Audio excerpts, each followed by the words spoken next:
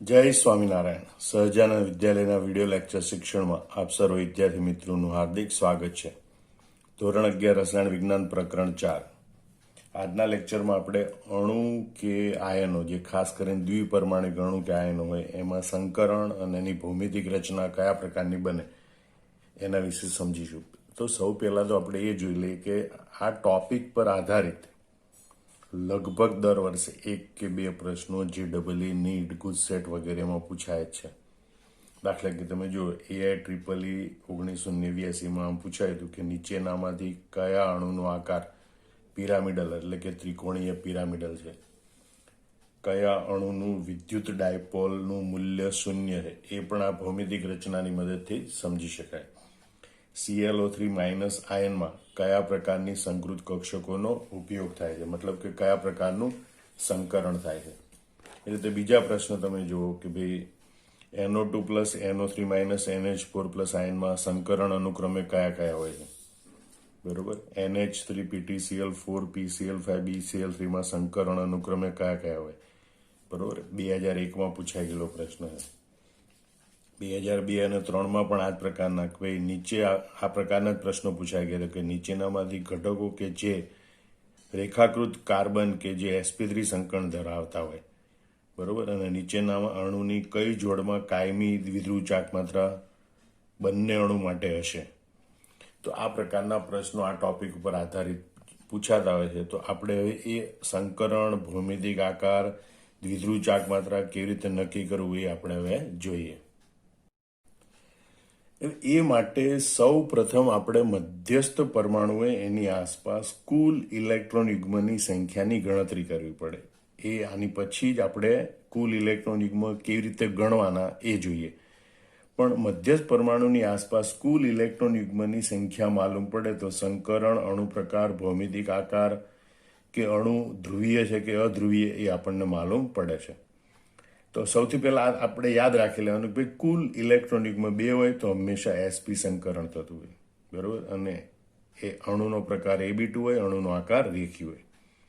કુલ electron યુગ્મ 3 હોય તો મધ્યસ્થ પરમાણુની કક્ષકોનું sp2 સંકરણ થતું હોય. જો 3 બંધ કારક ઇલેક્ટ્રોન યુગ્મ હોય તો Ab3 અણુ પ્રકાર હોય, અણુનો ભૌમિતિક આકાર સમતલીય ત્રિકોણ હોય. પણ 3 કુલ ઇલેક્ટ્રોન યુગ્મો પૈકી 2 બંધ કારક અને 1 અબંધ કારક હોય, બરોબર, તો અણુનો પ્રકાર Ab2E હોય અને અણુનો આકાર વળેલો અથવા તો કોણી હોય છે. અહીંયા એને Ab2L પ્રકાર એવી રીતે પણ ઓળખવામાં આવે છે. હવે જો કુલ 4 ઇલેક્ટ્રોન યુગ્મો હોય મધ્યસ્થ પરમાણુની આજુબાજુ, તો યાદ રાખજો કે એમાં sp3 સંકરણ થતું હોય. 4 બંધ કારક હોય તો Ab4 પ્રકાર હોય, સમચતુષ્ફલકી ભૌમિતિક આકાર હોય. 4 પૈકી 3 બંધ કારક અને 1 અબંધ કારક હોય તો Ab3E અથવા Ab3L પ્રકાર કહેવાય. એનો ભૌમિતિક આકાર ત્રિકોણીય પિરામિડ હોય. 4 કુલ ઇલેક્ટ્રોન યુગ્મો પૈકી 2 બંધ કારક, 2 અબંધ કારક હોય તો Ab2E2 અથવા Ab2L2 પ્રકાર કહેવાય. અણુનો આકાર વળેલો હોય છે. હવે આપણે જોઈએ કે 5 કુલ ઇલેક્ટ્રોન યુગ્મ હોય, બરોબર, તો સંકરણ sp3d પ્રકારનું થાય. યાદ રાખજો, કુલ 5 ઇલેક્ટ્રોન યુગ્મ હોય તો કારણ કે 5 ઇલેક્ટ્રોન યુગ્મને ગોઠવવા માટે 5 કક્ષકો જોઈએ, તો 1 s કક્ષક, 3 p કક્ષક અને 1 d કક્ષક, એમ 5 કક્ષકોના સમિશ્રણથી sp3d 5 સંકૃત કક્ષકો બને. જો 5 બંધ કારક ઇલેક્ટ્રોન યુગ્મ હોય તો અણુનો પ્રકાર Ab5 હોય, અણુનો આકાર ત્રિકોણીય દ્વિપિરામિડ હોય છે, ત્રિકોણીય દ્વિપિરામિડ. 5 પૈકી 4 બંધ કારક, 1 અબંધ કારક તો અણુનો પ્રકાર Ab4E અથવા Ab4L કહેવાય. એનો આકાર ચીંચુડો હોય છે. 5 કુલ ઇલેક્ટ્રોન યુગ્મ પૈકી 3 બંધ કારક અને 2 અબંધ કારક તો અણુનો પ્રકાર Ab3E2, અણુનો ભૌમિતિક આકાર T આકાર અથવા તો વળેલો T આકાર કહેવાય. એમ 5 કુલ ઇલેક્ટ્રોન યુગ્મ પૈકી 2 બંધ કારક અને 3 અબંધ કારક હોય તો અણુનો પ્રકાર Ab2E3 અથવા Ab2L3 અને અણુનો ભૌમિતિક આકાર રેખીય હોય છે. હવે આપણે જોઈએ કે ભાઈ જો મધ્યસ્થ પરમાણુની આસપાસ કુલ 6 ઇલેક્ટ્રોન યુગ્મ હોય તો મધ્યસ્થ પરમાણુની કક્ષકોનું sp3d2 સંકરણ થાય અને 6 કક્ષકો ઉત્પન્ન થાય. બરોબર. હવે જો આ 6 એ 6 બંધકારક ઇલેક્ટ્રોન યુગ્મ હોય તો અણુનો પ્રકાર AB6 કહેવાય. અણુનો ભૌમિતિક આકાર અષ્ટફલકી હોય છે. 6 પૈકી 5 બંધકારક અને 1 અબંધકારક હોય તો અણુનો પ્રકાર AB5E અથવા AB5L અને એનો આકાર ચોરસ પિરામિડલ હોય છે. અહીંયા ખોટું લખેલું તો એને સુધાર્યું આપણે, ચોરસ પિરામિડલ હોય છે. એટલે AB5E અણુ પ્રકાર હોય તેનો ભૌમિતિક આકાર ચોરસ પિરામિડલ હોય છે. 6 કુલ ઇલેક્ટ્રોન યુગ્મ પૈકી 4 બંધકારક અને 2 અબંધકારક હોય તો અણુનો પ્રકાર AB4E2 અથવા AB4L2 થાય અને એનો ભૌમિતિક આકાર સમતલીય સમચોરસ હોય છે. જો કુલ 7 ઇલેક્ટ્રોન યુગ્મ હોય મધ્યસ્થ પરમાણુની આસપાસ તો sp3d3 સંકરણ થતું હોય મધ્યસ્થ પરમાણુની કક્ષકોનું. જો 7 બંધકારક હોય તો અણુનો પ્રકાર AB7 અને અણુનો ભૌમિતિક આકાર પંચકોણીય દ્વિપિરામિડ હોય. પણ જો 7 કુલ ઇલેક્ટ્રોન યુગ્મો પૈકી 6 બંધકારક અને 1 અબંધકારક હોય તો અણુનો પ્રકાર AB6E કહેવાય અને એનો ભૌમિતિક આકાર વિકૃત અષ્ટફલકી હોય. એક ઓર સંકરણ છે DsP2 સંકરણ. બરોબર. એ સામાન્ય રીતે સંક્રાંતિ ધાતુ તત્વો જે ડી વિભાગના તત્વો છે, પ્લેટિનમ, નિકલ વગેરે એવા તત્વોમાં જોવા મળે છે. અને એ આપણે સંકીર્ણ સંયોજનો અથવા સવર્ગ સંયોજનોનું પ્રકરણ ધોરણ 12માં અભ્યાસ કરીશું ત્યારે એને વિસ્તારપૂર્વક ભણવાનું. હાલ પૂરતું કેટલાક ઉદાહરણો તમારે યાદ રાખેલા છે કે ભાઈ આ PtCl42- છે કે NiCN42- છે, એમાં DsP2 સંકરણ થાય છે, એનો પ્રકાર AB4 અને એનો ભૌમિતિક આકાર સમતલીય સમચોરસ હોય છે. બરોબર. તો આ રીતે આટલું છે ને એ બરોબર પહેલા મોઢે કરી નાખવાનું.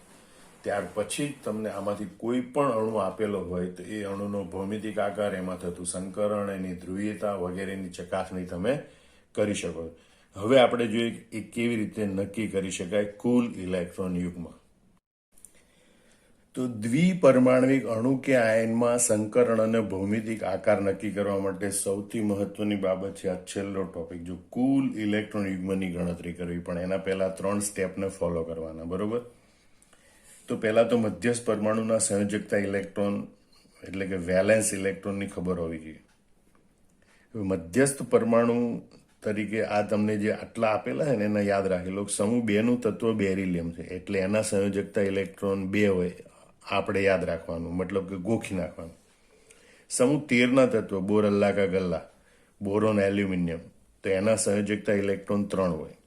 સમૂહ 14 ના તત્વ કાર્બન, સિલિકોન, જર્મેનિયમ વગેરે, તો એના સંયોજકતા ઇલેક્ટ્રોન 4 હોય. સમૂહ 15 ના તત્વો નાઇટ્રોજન, ફોસ્ફરસ, આર્સેનિક, એન્ટીમની, એના સંયોજકતા ઇલેક્ટ્રોન 5 હોય. ઓક્સિજન, સલ્ફર, સેલેનિયમ, ટેલ્યુરિયમ, એના સંયોજકતા ઇલેક્ટ્રોન 6 હોય. સમૂહ 16 ના તત્વો છે ફ્લોરિન, ક્લોરિન, બ્રોમિન, આયોડિન, એના સંયોજકતા ઇલેક્ટ્રોન 7 હોય. મતલબ આટલું આપણે પહેલા તૈયાર કરવું પડે, બરોબર યાદ રાખી લેવું પડે કે કયું તત્વ એ કયા સમૂહનું છે અને માટે એના સંયોજકતા ઇલેક્ટ્રોન કેટલા. કારણ કે અણુમાં સંકરણ અને ભૌમિતિક આકાર નક્કી કરવો હોય તો પહેલા સૌથી પહેલું સ્ટેપ કે મોટી બાબત આ કે આપણે યાદ રાખી લેવું પડે, ગોખી લેવું પડે. બરોબર. ફરીથી જોઈ લો કે સમૂહ 2 એનું તત્વ બેરિલિયમ, એના સંયોજકતા ઇલેક્ટ્રોન 2. બોરોન, એલ્યુમિનિયમ સમૂહ 13 ના તત્વો, એના સંયોજકતા ઇલેક્ટ્રોન 3. સમૂહ 14 ના તત્વો કાર્બન, સિલિકોન, એના સંયોજકતા ઇલેક્ટ્રોન 4. સમૂહ 15 ના તત્વો નાઇટ્રોજન, ફોસ્ફરસ, આર્સેનિક, એન્ટીમની, એના સંયોજકતા ઇલેક્ટ્રોન 5. સમૂહ 16 ના તત્વો ઓક્સિજન, સલ્ફર, સેલેનિયમ, ટેલ્યુરિયમ વગેરે, એના સંયોજકતા electron 6. Fluorine, chlorine, bromine, iodine, એના સંયોજકતા ઇલેક્ટ્રોન 7. હવે જો આયન હોય, માનો કે NO3- આયન છે, તો નાઇટ્રોજનના સંયોજકતા ઇલેક્ટ્રોન 5, સમૂહ 15 નું તત્વ. ઉપરાંત આ ઋણ વીજભાર છે તો ઋણ વીજભાર જેટલા ઇલેક્ટ્રોન ઉમેરવાના, અહીંયા એક ઋણ વીજભાર છે એટલે 1 ઇલેક્ટ્રોન ઉમેરવાનો, એટલે કુલ ઇલેક્ટ્રોનની સંખ્યા આપણને પ્રાપ્ત થાય છે. એટલે પહેલું સ્ટેપ આપણું એ હોય કે કુલ ઇલેક્ટ્રોનની સંખ્યા મેળવવી. દાખલા તરીકે SF4 અણુ, મધ્યસ્થ પરમાણુ સલ્ફર છે. સલ્ફર એ સમૂહ 16 નું તત્વ છે એટલે એના વેલેન્સ ઇલેક્ટ્રોન 6. તટસ્થ અણુ છે એટલે બીજા કોઈ ઇલેક્ટ્રોન ઉમેરવાના નહીં, મતલબ ટોટલ ઇલેક્ટ્રોનની સંખ્યા થઈ ગઈ 6. બરોબર. એટલે આ રીતે જો કુલ ઇલેક્ટ્રોનની જે ગણતરી કરવાની છે મધ્યસ્થ પરમાણુ, એ તો સંયોજકતા ઇલેક્ટ્રોન તટસ્થ અણુ માટે, જો ઋણ આયન હોય તો આ સંયોજકતા ઇલેક્ટ્રોનમાં ઋણ વીજભાર જેટલા ઇલેક્ટ્રોન ઉમેરવાના, ધન આયન હોય તો આ સંયોજકતા ઇલેક્ટ્રોનમાં આ ધન વીજભાર જેટલા ઇલેક્ટ્રોન બાદ કરવાના, કારણ કે ધન આયન બનાવવા માટે એટલા ઇલેક્ટ્રોન ગુમાવેલા હોય. દાખલા તરીકે NH4+ લઈએ તો નાઇટ્રોજન એ સમૂહ 15નું તત્વ, સંયોજકતા ઇલેક્ટ્રોન 5, પણ એના કુલ ઇલેક્ટ્રોન કેટલા, તો એક ધન વીજભાર જેટલો ઇલેક્ટ્રોન બાદ કરવાનો, એટલે total electron is equal to 4. મધ્યસ્થ પરમાણુના કુલ પરિણામી ઇલેક્ટ્રોન કેટલા હોય? 4. તો આ રીતે કુલ ઇલેક્ટ્રોન ગણવાના. હવે સવાલ એ છે કે બોન્ડ પેર એટલે કે બંધકારક ઇલેક્ટ્રોન યુગ્મ કેવી રીતે ગણવાનું? તો મધ્યસ્થ પરમાણુ સાથે જેટલા પરમાણુ જોડાયેલા હોય એ એના બંધકારક ઇલેક્ટ્રોન યુગ્મની સંખ્યા. દાખલા તરીકે NO3- મધ્યસ્થ પરમાણુ સાથે 3 ઓક્સિજન જોડાયેલા છે, તો બંધકારક એટલે કે X બરાબર 3. SF4માં મધ્યસ્થ પરમાણુ સાથે 4 ફ્લોરિન પરમાણુ જોડાયેલા છે, એના માટે bond pair is equal to 4. NH4માં મધ્યસ્થ પરમાણુ સાથે 4 હાઇડ્રોજન પરમાણુ જોડાયેલા છે, એના માટે bond pair is equal to 4. તો આ રીતે ગણતરી કરી શકાય બોન્ડ પેરની. લોન પેરની ગણતરી કરવા માટેનું સૂત્ર આ રીતે બનાવે છે. ટોટલ ઇલેક્ટ્રોન, માનો કે SF4 માટે ગણવું છે તો ટોટલ ઇલેક્ટ્રોન 6 માઇનસ બોન્ડ પેર બંધકારક ઇલેક્ટ્રોન યુગ્મ 4 ભાગ્યા 2. 6 માંથી 4 ભાગ્યા 2 ભાગ્યા 2 બરાબર 1. એટલે લોન પેર ઇલેક્ટ્રોનની સંખ્યા કેટલી થઈ ગઈ? 1. તો એના માટે કુલ ઇલેક્ટ્રોનની સંખ્યા કેટલી? તો bond pair plus lone pair એટલે કે X પ્લસ Y. બરોબર. Total pair is equal to bond pair plus lone pair, અથવા કહેવાય કે X plus Y is equal to 4 bond pair અને 1 લોન પેર. 4 વત્તા 1 બરાબર 5. એટલે કુલ ઇલેક્ટ્રોન યુગ્મની સંખ્યા થાય 5. બરોબર. NO3- આયન માટે ગણવું હોય તો એ ઓક્સિજન વાળું છે. ઓક્સિજન વાળા માટે આ રીતે ગણાય કે ભાઈ 2 કૌંસમાં બોન્ડ પેર એટલે lone pair is equal two total electron minus 2 કૌંસમાં ઓક્સિજન ભાગ્યા 2. એટલે કારણ કે ઓક્સિજન છે ને એ હંમેશા 2 ઇલેક્ટ્રોન ભાગીદારીમાં આપે. બરોબર. એટલે ઓક્સિજનના એક પરમાણુથી 2 ઇલેક્ટ્રોન ગણવાના. ટોટલ ઇલેક્ટ્રોન કેટલા નાઇટ્રોજનના? તો કે 6, કારણ કે 5 એના સંયોજકતા ઇલેક્ટ્રોન અને 1 મેળવેલો છે. માઇનસ 2 કૌંસમાં ઓક્સિજન પરમાણુની સંખ્યા કેટલી? 3. બરોબર. ભાગ્યા 2 બરાબર 0. એટલે લોન પેર ઇલેક્ટ્રોનની સંખ્યા અહીંયા 0 હોય. કુલ ઇલેક્ટ્રોન 3 વત્તા લોન પેર 0, 3 વત્તા 0 બરાબર 3. ટોટલ ઇલેક્ટ્રોન એના 3 આવે. તો આ એક સ્ટેપ છે. ફરીથી તમે જોઈ લો. કુલ ઇલેક્ટ્રોનની ગણતરી કરવાની. કુલ ઇલેક્ટ્રોન એટલે આમ તો તટસ્થ અણુ માટે સંયોજકતા ઇલેક્ટ્રોન, ઋણ આયન હોય તો ઋણ વીજભાર જેટલા ઇલેક્ટ્રોન ઉમેરવાના, ધન આયન હોય તો ધન વીજભાર જેટલા ઇલેક્ટ્રોન બાદ કરવાના. મધ્યસ્થ પરમાણુ સાથે જેટલા પરમાણુ જોડાયેલા હોય એટલા બોન્ડ પેર કહેવાય, એટલે કે બંધકારક ઇલેક્ટ્રોન યુગ્મ કહેવાય. એની સંખ્યા X. લોન પેરની ગણતરી આ બંને ઉપરથી કરાય. ટોટલ ઇલેક્ટ્રોન માઇનસ બોન્ડ પેર ભાગ્યા 2 એટલે લોન પેર. જો ઓક્સિજન હોય, બરોબર, તો lone pair is equal two total electron minus 2 કૌંસમાં બોન્ડ પેર, અથવા તો એમ કહેવાય 2 કૌંસમાં ઓક્સિજન પરમાણુની સંખ્યા ભાગ્યા 2. બરોબર. તો લોન પેર મળે. આ બંનેનો સરવાળો કરો, બોન્ડ પેર વત્તા લોન પેર, એટલે આપણને કુલ ઇલેક્ટ્રોન યુગ્મ મળે. તો આ રીતે કુલ ઇલેક્ટ્રોન યુગ્મ મળે પછી આપણે સંકરણની ગણતરી કરી શકીએ, અથવા સંકરણ ઓળખી શકીએ, અણુનો પ્રકાર ઓળખી શકીએ, ભૌમિતિક આકાર ઓળખી શકીએ. તો હવે આપણે કેટલાક અણુઓના ઉદાહરણ જોઈએ. આપણે BF3 અણુ માટે સંકરણ અને ભૌમિતિક રચના જાણવાનો પ્રયત્ન કરીએ. BF3માં મધ્યસ્થ પરમાણુ બોરોન છે. બોરોન એ સમૂહ 13નું તત્વ, એટલે એના સંયોજકતા ઇલેક્ટ્રોન એની સંખ્યા 3 હોય. તટસ્થ અણુ છે એટલે વીજભાર 0 છે, કોઈ વીજભાર નથી. બરોબર. અને એટલે કુલ ઇલેક્ટ્રોન આવે 3. કુલ ઇલેક્ટ્રોન યુગ્મ નથી કીધું, ધ્યાન રાખજો. બરોબર. મધ્યસ્થ પરમાણુની આજુબાજુ કુલ ઇલેક્ટ્રોન એના 3. હવે બંધકારક બોન્ડ પેર ઇલેક્ટ્રોન યુગ્મ, બરોબર, તો એ મધ્યસ્થ પરમાણુ સાથે કેટલા અન્ય પરમાણુ જોડાયેલા છે? તો 3 ફ્લોરિન પરમાણુ જોડાયેલા છે, એટલે બોન્ડ પેર ઇલેક્ટ્રોનની સંખ્યા કેટલી? 3. લોન પેર એટલે ટોટલ ઇલેક્ટ્રોન માઇનસ બોન્ડ પેર ભાગ્યા 2. ટોટલ ઇલેક્ટ્રોન કેટલા? 3 માઇનસ બોન્ડ પેર કેટલા? 3 ભાગ્યા 2 બરાબર 0 ભાગ્યા 2 બરાબર 0. એટલે લોન પેર ઇલેક્ટ્રોનની સંખ્યા કેટલી? 0. બરોબર. તો કુલ ઇલેક્ટ્રોન યુગ્મ કેટલા? તો કે 3 વત્તા 0 બરાબર 3. 3 વત્તા 0 બરાબર 3. બરોબર. કુલ ઇલેક્ટ્રોન યુગ્મ 3. હવે જો કુલ ઇલેક્ટ્રોન યુગ્મ 3 હોય તો સંકરણ કયા પ્રકારનું થાય? તો આપણે જાણીએ કે સંકરણ sp2 પ્રકારનું થાય. સંકરણ sp2. અને જો અહીંયા અણુનો પ્રકાર કયો? તો મધ્યસ્થ પરમાણુ આપણે એ ગણીએ તો એની આજુબાજુ 3 ઇલેક્ટ્રોન યુગ્મ છે, પણ 3 3 બંધકારક છે, અબંધકારક એક પણ નથી.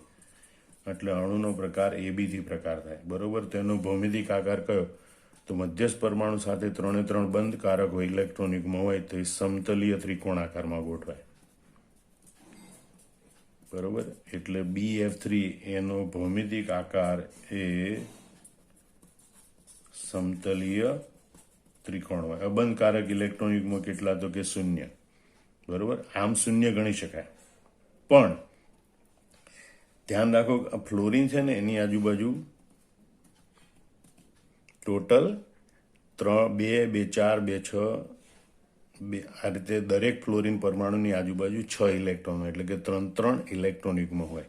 બરોબર. એની રચનામાં એટલે 1 2 3 4 5 6 7 8 9 અબંધકારક ઇલેક્ટ્રોન. મધ્યસ્થ પરમાણુની આસપાસ 0 અબંધકારક ઇલેક્ટ્રોન યુગ્મ. પણ આ જે છેડાના પરમાણુ છે એને પણ ધ્યાનમાં રાખી અને એમ કીધું હોય કે આખા BF3 અણુમાં અબંધકારક ઇલેક્ટ્રોન યુગ્મ કેટલા? બરોબર. તો ફ્લોરિન છે એની આજુબાજુ 7 ઇલેક્ટ્રોન હોય અને 1 ઇલેક્ટ્રોન ભાગીદારી મૂક્યો હોય, તો દરેક ફ્લોરિન પરમાણુ પર 3 એમ કુલ 9 અબંધકારક ઇલેક્ટ્રોન યુગ્મ હોય. અણુ ધ્રુવીય છે કે અધ્રુવીય, એટલે કે એની દ્વિધ્રુવ ચાકમાત્રા કેટલી હોય? તો યાદ રાખજો, એક તો AB3 એક પણ અબંધકારક ઇલેક્ટ્રોન યુગ્મ નથી. બરોબર. E અથવા તો LP 0 છે. બધા જ બંધકારક ઇલેક્ટ્રોન યુગ્મ છે. બધા જ બંધકારક ઇલેક્ટ્રોન યુગ્મ હોય અને સમાન પરમાણુ જોડાયેલા હોય તો નિયમિત ભૌમિતિક રચના હોય. અને નિયમિત રચના માટે પરિણામી દ્વિધ્રુવ ચાકમાત્રાનું મૂલ્ય 0 હોય, અને એટલે આ અધ્રુવીય અણુ કહેવાય. ધ્યાન રાખજો, નિયમિત ભૌમિતિક રચના હોય તો દ્વિધ્રુવ ચાકમાત્રા 0 થાય પરિણામી, અને એટલે આ અધ્રુવીય અણુ તરીકે વર્તે. આમ જોઈ લો તમે, BF3 અણુ છે એમાં sp2 સંકરણ થાય છે. AB3 પ્રકારનો અણુ છે. અણુનો આકાર સમતલીય ત્રિકોણ છે અને અધ્રુવીય અણુ છે. બરોબર. મધ્યસ્થ પરમાણુની આસપાસ એક પણ અબંધકારક ઇલેક્ટ્રોન યુગ્મ નથી, પણ સમગ્ર અણુમાં કુલ 9 અબંધકારક ઇલેક્ટ્રોન યુગ્મ હોય છે. તો આ રીતે આખો BF3 અણુને સમજી શકાય. CO2 અણુ માટે જોઈએ તો કાર્બન એ મધ્યસ્થ પરમાણુ સમૂહ 14નું તત્વ છે. 12મી કક્ષામાં 4 ઇલેક્ટ્રોન, એટલે સંયોજકતા ઇલેક્ટ્રોન 4. તટસ્થ અણુ છે એટલે ઇલેક્ટ્રોન ઉમેરવાના નથી, માટે કુલ ઇલેક્ટ્રોનની સંખ્યા 4. મધ્યસ્થ પરમાણુ સાથે 2 ઓક્સિજન પરમાણુ જોડાયા, માટે બંધકારક ઇલેક્ટ્રોન યુગ્મની સંખ્યા 2. હવે અહીં ઓક્સિજન હોય ત્યારે આપણે આ સૂત્ર લખવાનું હોય. ટોટલ ઇલેક્ટ્રોન કેટલા? 4 માઇનસ 2 કૌંસમાં બોન્ડ પેર ઇલેક્ટ્રોન કેટલા? 2. અથવા તો ઓક્સિજન પરમાણુની સંખ્યા કેટલી? 2 ભાગ્યા 2. 4 માઇનસ 4 ભાગ્યા 2, 4 માં 4 જાય તો 0, એટલે જવાબ આવે 0. આમ બંધકારક ઇલેક્ટ્રોન યુગ્મની સંખ્યા 2, અબંધકારક ઇલેક્ટ્રોન યુગ્મની સંખ્યા 0, કુલ ઇલેક્ટ્રોન યુગ્મની સંખ્યા 2. જો કુલ 2 ઇલેક્ટ્રોન યુગ્મ હોય તો હંમેશા યાદ રાખજો sp સંકરણ થાય. બરોબર. અંથા પણ જ્યારે પણ ઓક્સિજન પરમાણુ મધ્યસ્થ પરમાણુ સાથે જોડાયેલો હોય ત્યારે હંમેશા ડબલ બોન્ડથી જોડાયેલો હોય. કાર્બન સાથે એક પાયબંધ હોય, આ સિગ્મા બંધ, આ બીજો પાયબંધ, આ સિગ્મા બંધ, આ બીજો પાયબંધ. કાર્બન સાથે એક પાયબંધ હોય તો sp2 સંકરણ હોય, અને 2 પાયબંધ હોય તો sp સંકરણ હોય. એટલે પણ અહીંયા કાર્બનમાં sp સંકરણ થાય, કારણ કે બંધકારક કુલ ઇલેક્ટ્રોન યુગ્મની સંખ્યા 2 છે. બરોબર. અને એટલે જો sp સંકરણ થતું હોય તો અણુનો આકાર રેખી હોય છે, જે આકૃતિમાં દર્શાયેલો હોય. જો છેડાના પરમાણુ તરીકે હેલોજન પરમાણુ હોય, ફ્લોરિન, ક્લોરિન, બ્રોમિન, તો એની આજુબાજુ 3 અબંધકારક ઇલેક્ટ્રોન યુગ્મ હોય. જો છેડાના પરમાણુ તરીકે ઓક્સિજન હોય, બરોબર, તો એની આજુબાજુ 2 અબંધકારક ઇલેક્ટ્રોન યુગ્મ હોય છે. એટલે એનો અણુનો આકાર AB2 છે, અણુનો પ્રકાર, એનો આકાર રેખીય છે. અબંધકારક ઇલેક્ટ્રોન યુગ્મ મધ્યસ્થ પરમાણુ પાસે તો 0 છે, પણ કુલ અબંધકારક ઇલેક્ટ્રોન યુગ્મ 1, 2, 3, 4 છે. એટલે અબંધકારક ઇલેક્ટ્રોન યુગ્મ 4 રેખીય અણુ છે. દ્વિધ્રુવ ચાક માત્રાઓ પારસ્પરિક રીતે નષ્ટ થાય એટલે મ્યુ નિયમિત અણુ કહેવાય. એટલે મ્યુ ઇઝ ઇક્વલ ટુ 0, અને આ અધ્રુવીય અણુ કહેવાય. અને કાયમી દ્વિધ્રુવ ચાક માત્રા હોતી નથી, એ અધ્રુવીય અણુ તરીકે ઓળખાય. આમ CO2 અણુ છે, એમાં મધ્યસ્થ પરમાણુમાં sp સંકરણ થાય. અણુ AB2 પ્રકારનો છે, અણુનો આકાર રેખી હોય છે, અણુ અધ્રુવીય હોય છે.